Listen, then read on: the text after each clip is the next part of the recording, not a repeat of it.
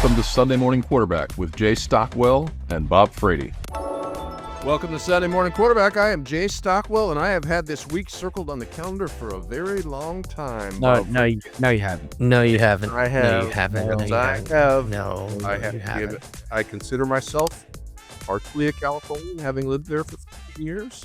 I know, Freddie, you lived there for a long time too. Now you live in Minnesota, but So the last time Jay Stockwell and I attended a USC Nebraska football game, there were hands that were thrown, and no, I was the guy trying to stop the hands throwing.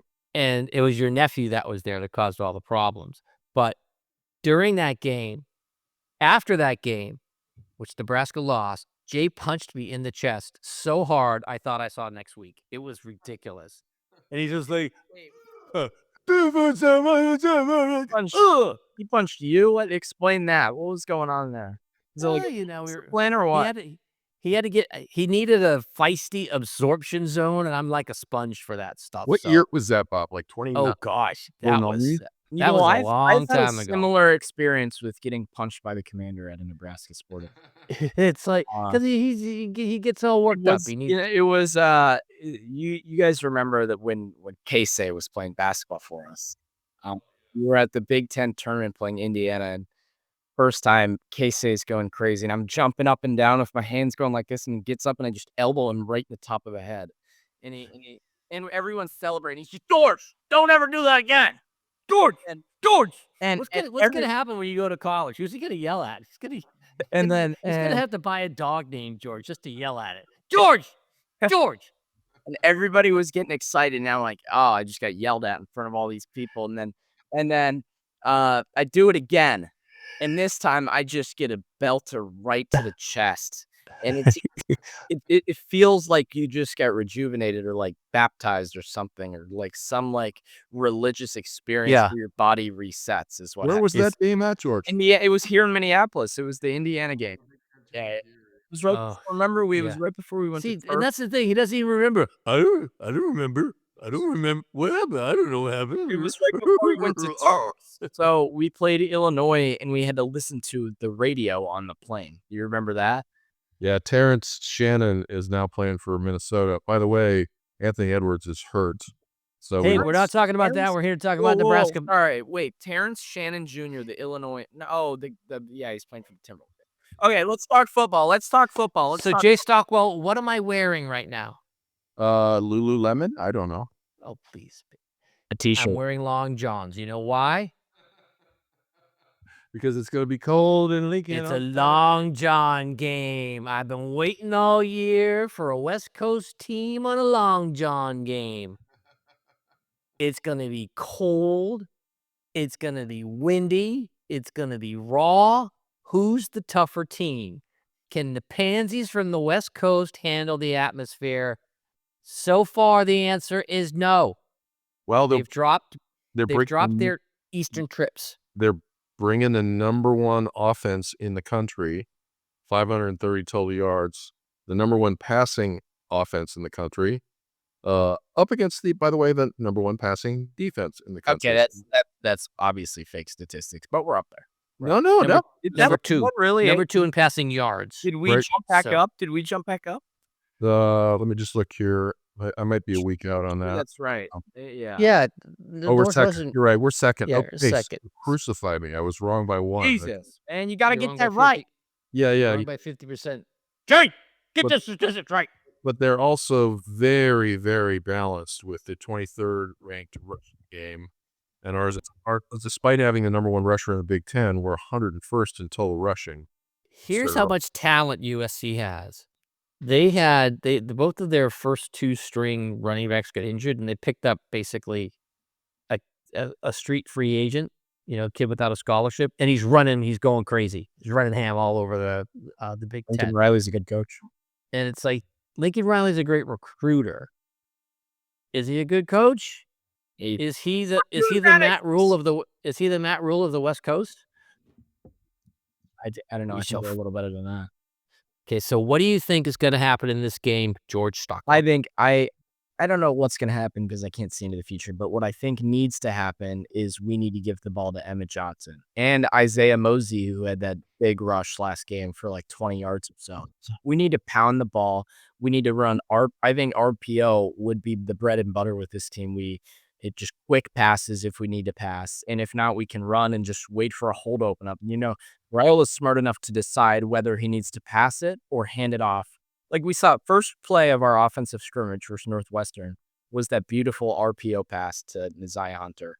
And I think those just short passes combined with running can get us going on offense. Now, defense, I think 2 interceptions last week was solid, but we're playing a really good quarterback. Mayava's a great quarterback. So I'm a little nervous. I'm not going to throw out my prediction yet because I don't think we're there, but I think what needs to happen is we need to execute the run game because it's going to be cold. It's going to be hard to pass the ball now.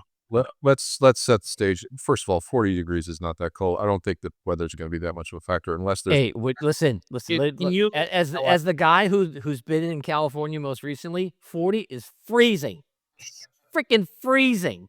It's like it's 50. I got long johns on. I guarantee you, dude, some of those guys haven't even seen snow. Let's be honest. So. Okay, but hold on. I think the bigger factor, guys, is going to be the nighttime atmosphere at the game, and they will not be able to hear themselves think. I think this is going to be a big atmosphere. That's going to be. Remember Colorado last year, and just how just spinning it was wild. Yeah, and we're wearing that. Look, I think that even though you hate the jerseys and you're this tradition-esque guy, I think the jerseys are going to be an advantage. The players will be pumped up. I don't think the fans are going to fully execute, but it's supposed to be a blackout. And if we do that, I think it's real. Going to execute that. It's going to be Nebraska fans. Yeah. See, here's the thing. It's like when you look at USC, they're kind of a weird team because there's always points there, but they lost to Illinois at Illinois. They lost to Notre Dame at Notre Dame. Their good performances come at home, and their bad performances come on the road. They gave up 34 points in both of those games. So their defense is suspect. They beat Michigan pretty handily in LA, but I think that their defense is a little bit weaker than people are letting on. And this is why you run the ball, and this is why you run ball control, and this is why you have a better balanced attack, because this is the kind of team that's going to collapse if you just pound the ball down their throat. So I think that it's hard to do that because they're going to score. They're going to score their points. But you got to come and you got to be you got to out physical this team, and you got a good shot of winning. The question is, can you? This is one where special teams are going to play an enormous role. So I think that's a huge advantage for us coming in. I don't think they're going to have seen a secondary like ours, and I really, really hope that John Butler learned from his last game versus Minnesota. We're being more aggressive. There were many times when he filled the box and went after it, and I think we got to put some pressure on that quarterback. Given I know he's good and mobile and all that, but we've got the secondary. We got to put some pressure on this guy.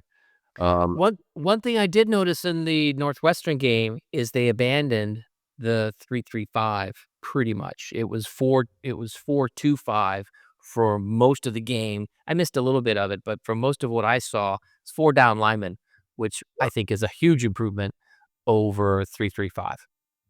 Yeah, I liked it too. And clearly the evolution of the game plan from Minnesota to Northwestern was markedly better. Yeah.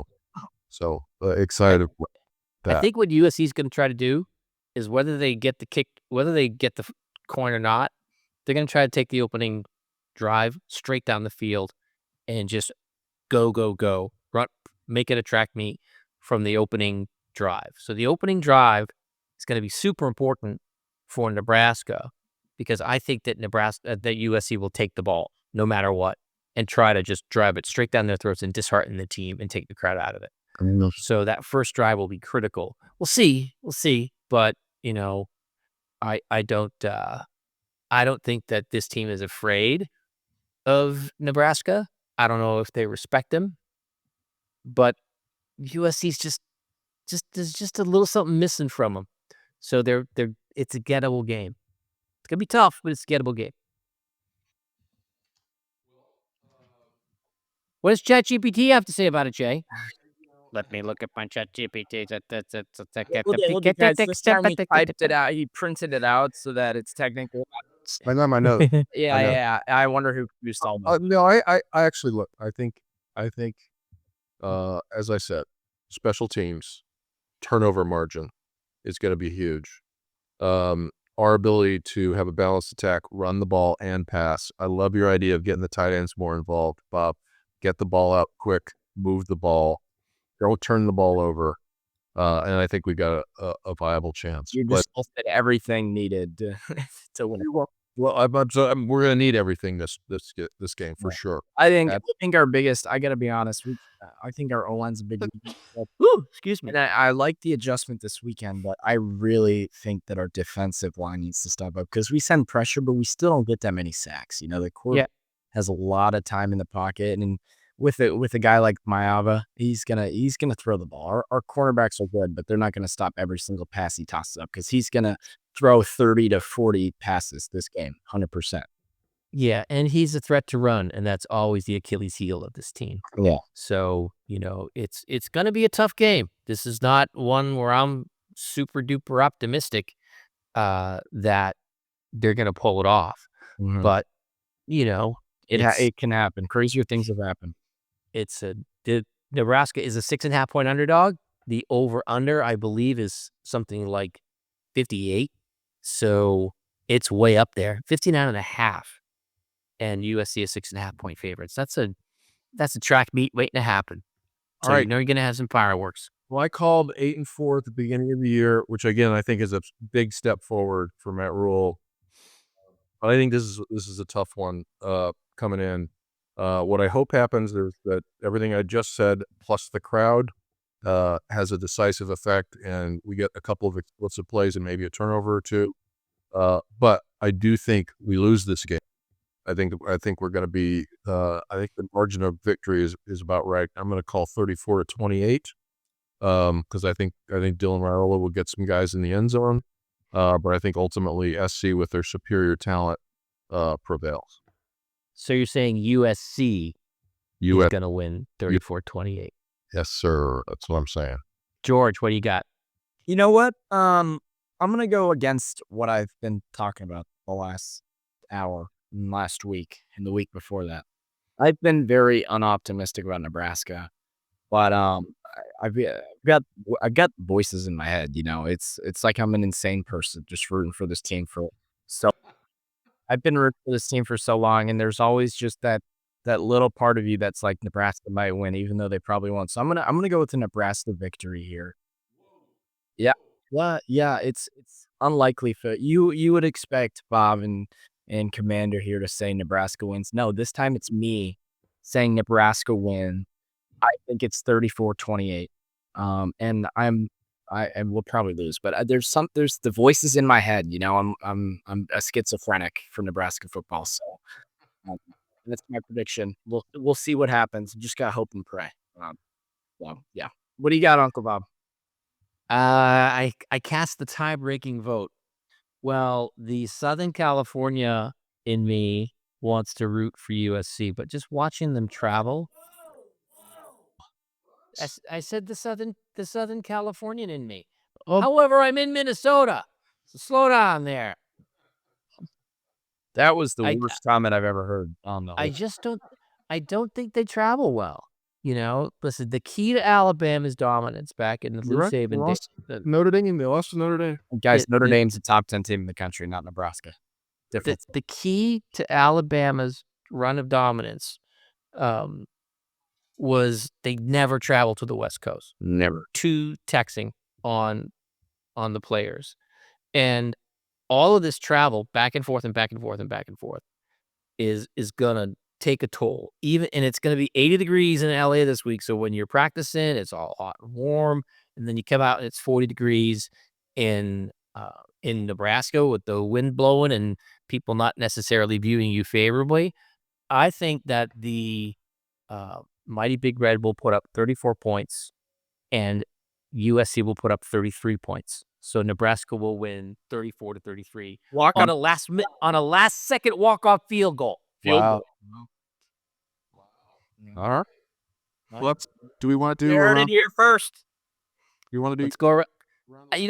I would go around the Big Ten, except there's nothing good happening in the Big Ten this weekend. This is the crappiest bunch. Like, we all thought that Penn State, Ohio State would be a really big game. That's a dud. Rutgers, Illinois, kind of a dud.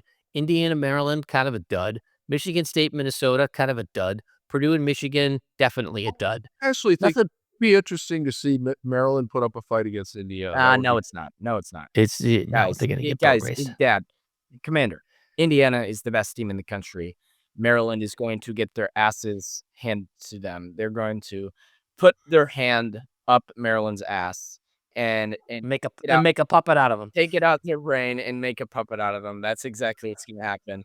Sorry for my weird. That's my schizophrenic Nebraska. What are you kids doing over there at that private school? Holy cow. You finished the sentence for me. I don't want to hear it from you. Yeah, you finished. I'm a degenerate. I got no issue about that. You still have potential. My potential's gone. My potential is gone. Proud parent of the Blake School. It's gonna happen. That's terrible.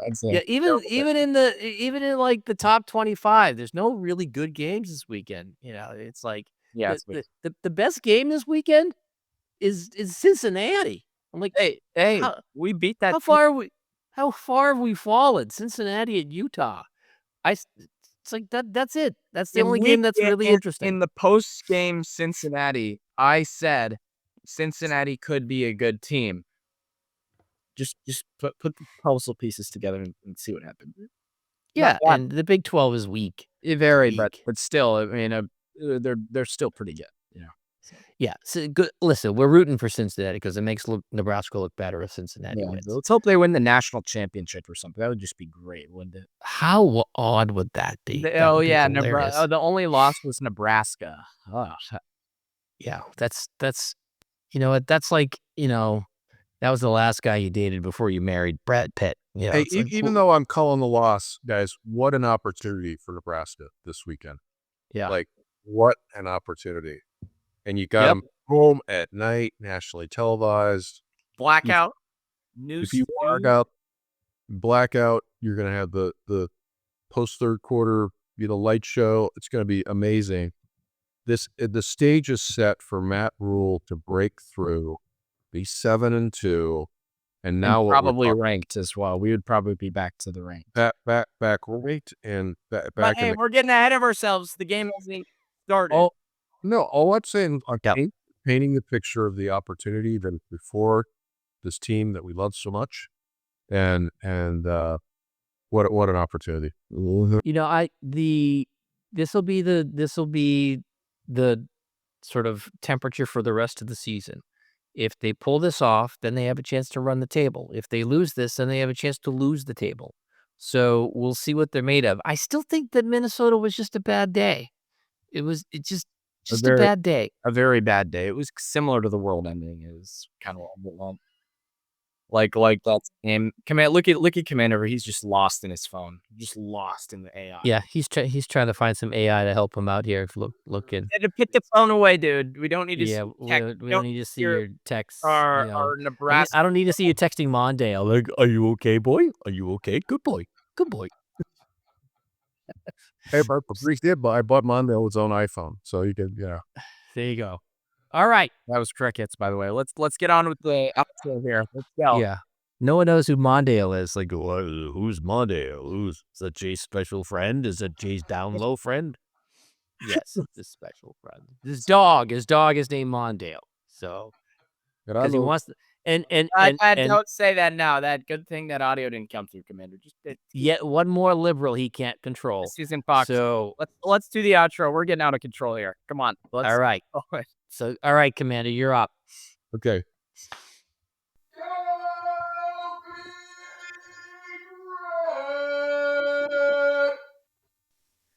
Go Big Red! Go Big Red! Boy, right, what happened, Commander? What happened there with the The Wim Hof breathing, it happened. I mean, I did. Yeah, Minnesota took it out. You mentioned Minnesota, and he lost. He just took all the wind out of his sails. So, Well, see you Saturday. I'll give you $100 not to say that to me again, mister. Saturday night it is. Cheers.